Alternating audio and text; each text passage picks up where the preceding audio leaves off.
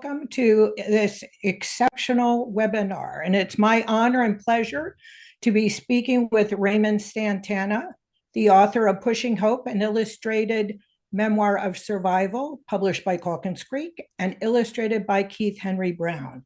Pushing Hope deals with Raymond, who is one of the Exonerated Five, previously known as the Central Park Five. It follows him from his arrival in Harlem to his wrongful conviction and to life after, pushing the theme of hope. It really is all about hope and just an incredible, incredible story. So, Raymond, my first question is, why is it important to write your story for teens? And what do you hope they take away from your book? First off, I just want to say thank you for having me.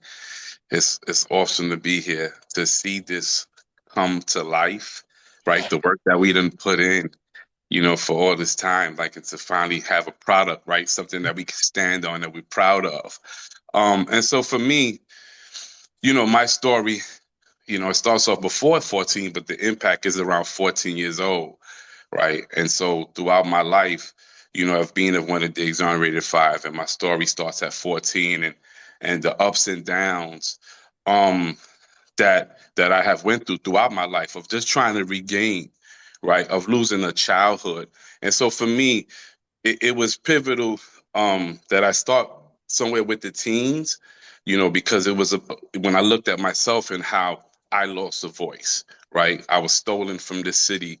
And I was convicted of a crime that I didn't commit, and I had to serve prison, and I grew up in the system. And so my life was always about trying to regain that voice, right? Mm-hmm. As a teen, being silenced, and how and how do I navigate through that process? And then even now, as being a man, an older man now, still dealing with having a lost childhood. And so for me, it always, when it started with the teenage years. So that was the point that I felt that I had to address. Mm-hmm. Right. Yeah. And it's interesting that you talk about voice, because the book really came about through sort of oral interviews you and I did. And it was really exceptional for me to hear you and listen to you and know what parts of your story you wanted to tell. So maybe, I didn't know if you sort of had an outline or you knew where the story was going, but maybe you want to talk a little bit how it came out through your own voice, per se. Yeah, it was during the pandemic, right? So a lot of things were shut down, and we was thinking about how do we do it, and it came up through the voice recordings, right? So I would get up early in the morning during the pandemic when my house was quiet. I would go in my office, and I would do these recordings. And it was, it started off with just telling certain parts of my life. But then as it starts to take shape and this book starts to come whole, we start to connect the pieces. Right? And so for me, it's always about evolving in my life, that even though I'm going through these obstacles, I'm still moving forward. Right. And so it comes out in these recordings, right? Because it's me just being truthful with just myself. Mm-hmm. Right. And just going through the story and just talking. So there's passion in those recordings, right? It's a lot of emotion. And I think that's what makes it hit home when you hear those recordings, right? It's the authentic side of just a voice, of just my voice. Yeah. And going back to what teens, what you hope teens can get out of it. I think that theme of hope and evolving and sort of not letting things get you down, that's a positive message for kids who are living in probably a very complex and complicated world today. Yes, definitely. Yeah. So one of the things I was amazed at when we talked and talked through this story, and I was putting it in your words into book form, was all the themes that sort of came about naturally. And they were, the importance of home and family and friendship and loyalty and creativity. That was a big one. And conviction, truth, but most of all, hope. And can you talk a little bit more about how all of those things have shaped you and continue to shape you today? Yes, definitely. I mean, it all reads throughout the story, right? There's family, there's the relationship between me and my dad. There's between me and my grandmother and the rest of my other family members, right? And how that breaks down. So, that becomes a big component in my life of being missed, right? Having that relationship between me and my father, where he teaches me how to become a young man, right? And so for me, when I look at that in my life and then how it translates now to me having my own, right? My daughter's about to be 21 next week. Oh, wow. Yeah, yeah, right. And so for me, understanding how my family structure was broken down because of my incarceration. And so now having the chance to do something correct with my daughter, right?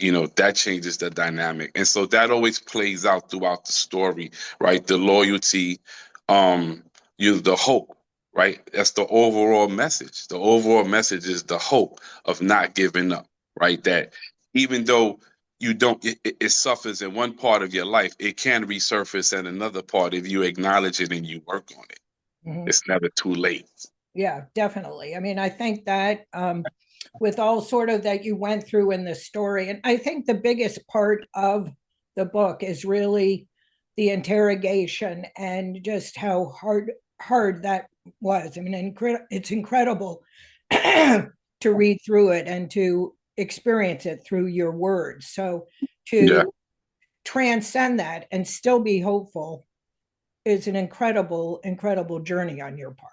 No, definitely. I appreciate it. I mean, at the end of the day, it's about, it's about sharing that experience and letting kids know that it happens. Right? And that if they learn from me, then hopefully they won't have to go through it. It's also letting other people see the experience of what happens, right? When we as parents, if we're not paying attention, if something happens to slip by us, or we're not aware of certain situations, right? And so it's stuff like this that, it makes people hold on to their kids even more. Right. It brings all those pieces to it. And so for me, it's about being transparent on that. And you want people to feel it because it happens all the time and it's a real situation. Yeah. So I mean, your life experience have affected you today. I mean, I know you speak around throughout the country about, wrongful conviction and you're fighting injustice. And can you talk a little bit more about how you sort of took that positivity, if you can call it that, from your experience and have sort of carried it through your whole life? Yeah, I mean, here it is that, we were taken, the system took us from the city and we were locked up for, I was locked up, I was incarcerated for 7 years. And then to come back and then to try to maneuver and to try to put my life back together and to go through the ups and downs. And so, it's to go from there of not having a voice to having a voice, and then to understanding that you have a voice and then to utilizing the voice, right? And so that's why it always surfaces back to us, where we decided to talk to children at teens, right? Or in college, right? Students. Because for us, we felt that's where it was effective at. We was battling against a system that wants our children to operate and occupy a jail cell instead of a college dorm. Right. And so that's why it always is a significant point for us to go into college dorm, to go into college spaces, to go into high school, because we know like that's where the system wants us the most, right? Where we at the cream, right? The most important part. And so that's why criminal justice is always a focus of ours, right? Because it's our base. And so we continue to do the work till today. Okay. And what kind of reaction do you get from kids that are listening to you? What kind of response do you get from them? I mean, it's always a 98% positive. I mean, there was a point where when kids watch the film, right, and that during the interrogation part, they're yelling, "Raymond, don't say anything," right? They get engaged, right, Yeah. and it's that point that's where it hits home, you know. And so, we get questions from children all the time, from young adults, as far as the conviction, as far as the interrogation process, right? What was that like? The pressure, because they go through it on a daily basis. For them to not, for young readers to understand and see that there's a read technique, right? That's 7 steps on how you can get somebody to confess, right? It's something they didn't do. And so this is the stuff that is part of reality that they need to know. These are the conversations that we're having now with our children. Yeah, so it's a very creative way to be very positive in your message for young adults today.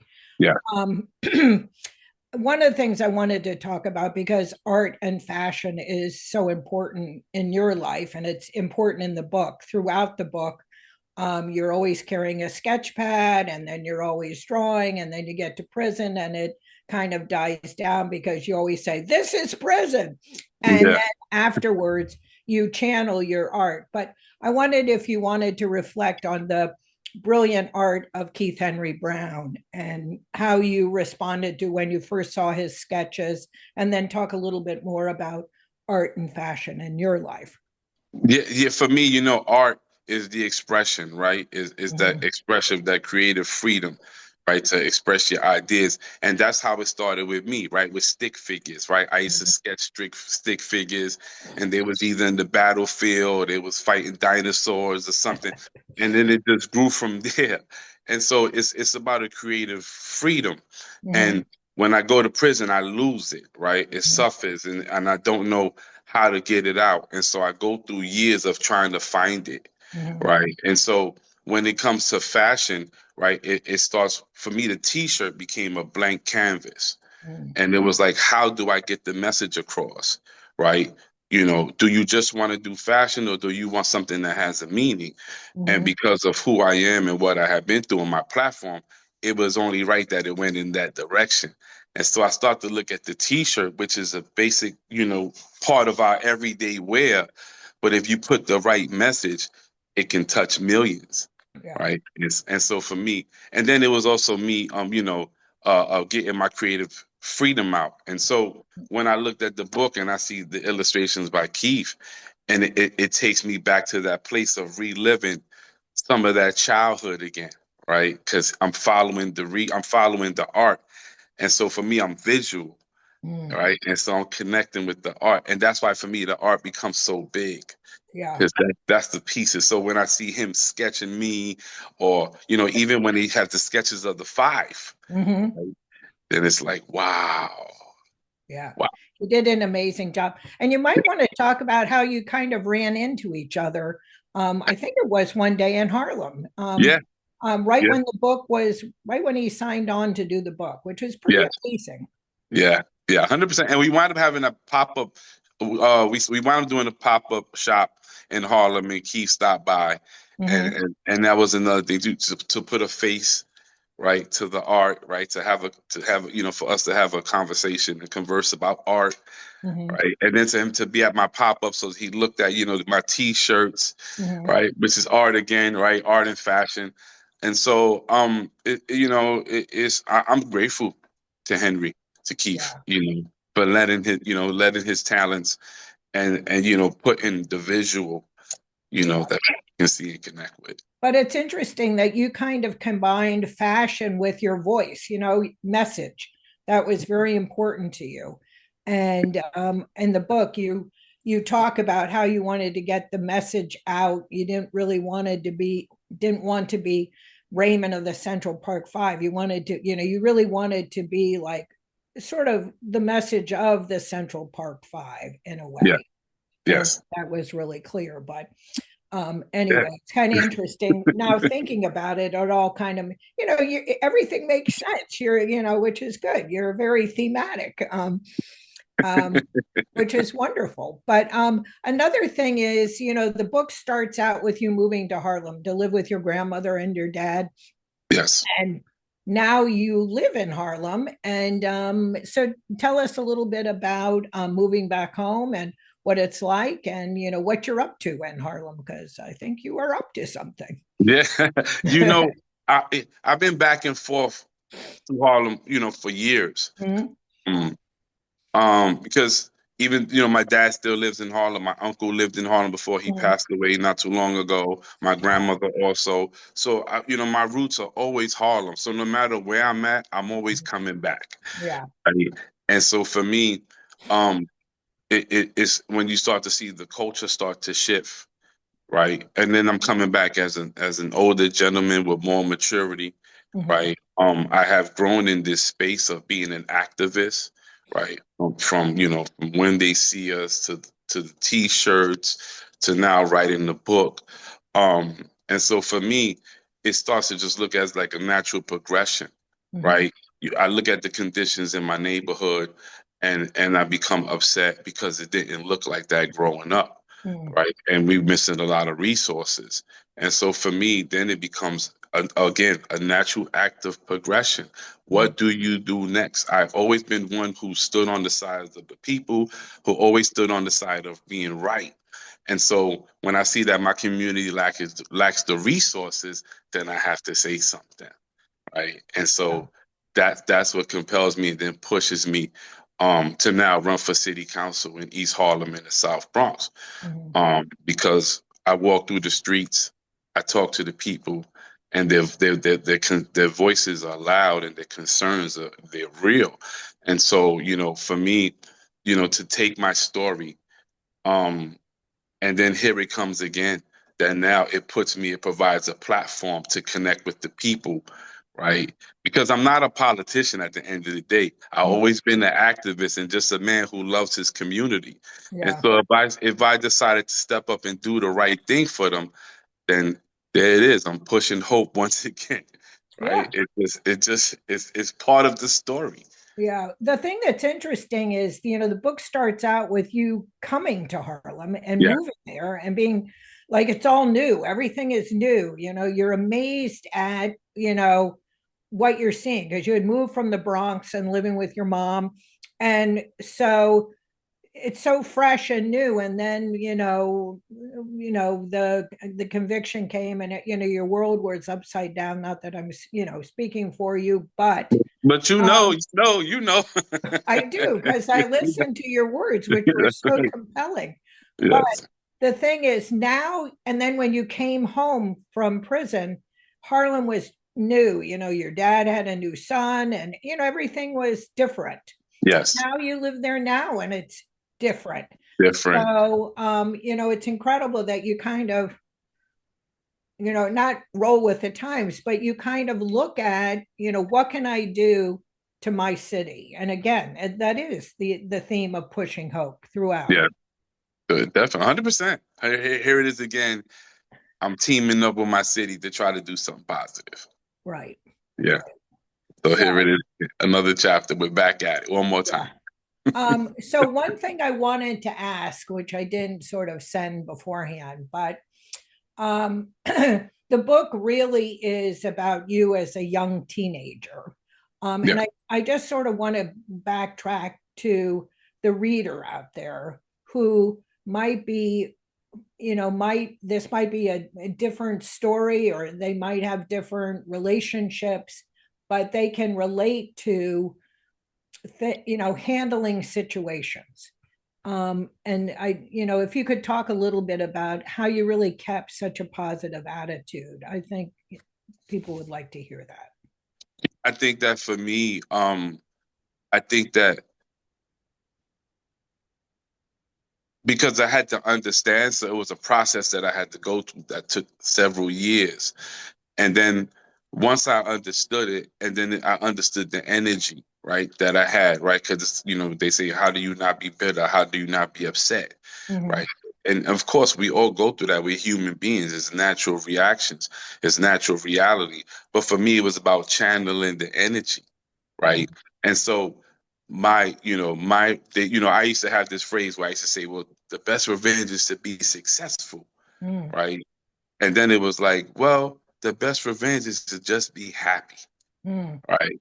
And so for me, again, growing up in the system and having this energy that I needed to get out, right? Whether it was words, images, whatever, the creativity, right? And so that's why I think that it winds up spilling into so many mediums, Mm-hmm. right? From the doc to when they see us to the fashion lines, to the book, Mm-hmm. right? It's different mediums, and it's just a spillage of me healing, Mm-hmm. right? Of me still healing at the end of the day. And to be at this stage now, to be 50 years old, um, and to still be healing, but to be in the closer state of, being closer to healing than being closer to being bitter, right? So now I'm on more of a positive side, but Yeah. the story, the underline is still there, right? It's still me healing in the space, and so me getting that story out that hopefully it connects, right? And somebody learns from it, and it can, hopefully it can save their life. Yeah, it's a powerful, powerful message that sort of grows over time. I mean, the book really deals with you sort of dealing with a lot of things happening to you, but at the same time, sort of not only pushing hope, but pushing forward, Yeah, seeing the yeah, light. Um, and that's why throughout the book, we used yellows and orange, sort of the sunlight and happiness. I think at the end, we have you jumping up and down. Um, and it really is. It's an incredible message. It's an incredible gift that the book is. yes, yes. No, and I definitely appreciate you guys for everything, for being a part of it. For bringing my vision, my reality, Mm. right, forward. I mean, it's anything that can be used to help, is an education piece at the end of the day, moving forward. For me, even when it came to the space of going into politics, right, here it is that all my life, I'm focused at the young reader, right? Mhm. I'm focused at the young reader. I'm focused at the college student, right? Who I feel is the most important part. And to an extent they are. But now Mhm. with running for city council and then looking at the city as my city as a whole, then I have to look at the seniors, right? Mhm. To look at the younger children now. And so it becomes more of a bigger responsibility Mhm. to take more responsibility for my community. So it is growth at the end of the day. Yeah, definitely. I mean, I think even for seniors and youth and young adults, whatever, everybody can benefit and appreciate from the powerful message of hope and keep going, especially in the world today when things are a little bit upended or complex or complicated or whatever. I think it's really important to think that there is goodness in the world. Yes, yes, 100%. Yeah. Yeah. So anyway, it was so great to talk to. Even it's been a while since we Yeah. sat down and did those interviews during the pandemic. We're not done yet. We have a I couple. know we have. I was just going to lead into that. So we do have. I don't know if people have any questions or would Yes. like. Hi, everybody. I'm Carrie from Marketing at Astra, and I'm going to ask a couple of questions. We have Flora from Fairbanks, Alaska, asked a question. She said, we had the Fairbanks four teenagers or young adults who were accused of murdering another teen. They spent 18 years in prison for the murder they did not commit. They were finally released and exonerated. Raymond, do you know of others who were in your same type of situation, and have you gotten together or talked to them? And maybe you could talk about the Innocence Project and your involvement with that too. 100%. I mean, these cases they happen all the time. And for us, it was about spreading the awareness to let the young kids know that it does happen. And yeah, we have been involved heavily with the Innocence Project. So this case, they're not isolated, right? There's Norfolk 4, there's a San Antonio 3, like this, there's Chicago. All these states have these cases. And so for us, we teamed up with the Innocence Project. We pushed legislation where we try to get, the videotape of the interrogations in its entirety, right? That's legislation that we help support because we needed people to see what happens in those interrogation rooms. We also push forward legislation to help bring in other agencies so that when the juvenile is arrested, that they get some type of counseling or some type of covering when they're going through the system. And so we definitely understand that this stuff happens and it happens on a regular basis.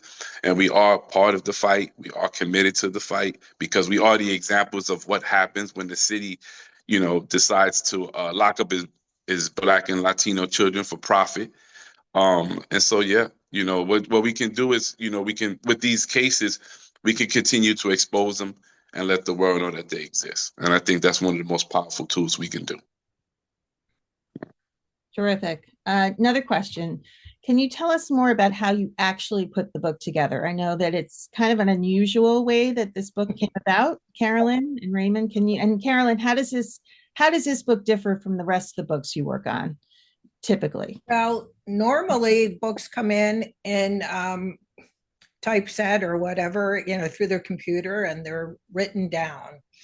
And with Raymond, I think we had talked about how you felt comfortable conveying your story.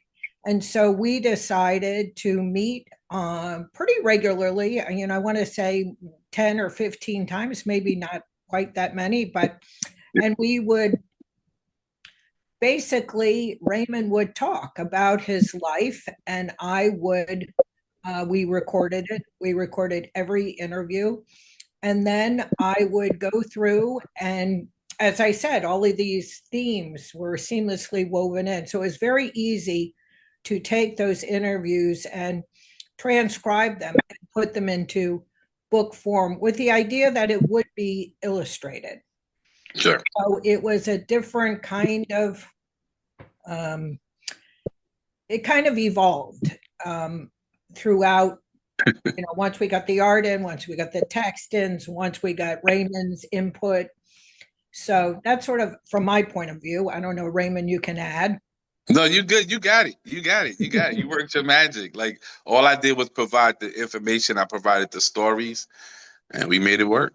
And I will say that all of the words in the book, there's not quite books yet, but book, are Raymond's. I mean, they're exact quotes, but it was done with the blending of Keith. And actually, I think in the very beginning, once we sort of had an idea of where the book was going, or maybe a rough draft, if you will, we got together with Keith.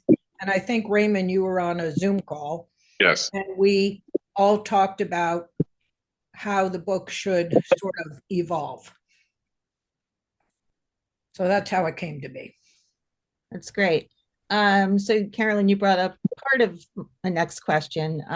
First, Raymond, I want to know, what's the reaction of your family and friends to the book? Have you shared it with them? We don't have a printed book yet, but there is a PDF of it that you could share. So I'm wondering if you shared it with any of your family, and do you have another book in you? Or are you one and done? Or are you going to write another book? I didn't share it with everybody. I shared it with my daughter. And so, with my daughter, I really value her opinion, and she was so excited, right? Like, it was, and she was literally like, like, you're an author now, like, you really did it, right? And so for me, it was like, wow, like, we really did it. And just to see the excitement of her, like, to be that example of my dad, like, here's another accomplishment, right?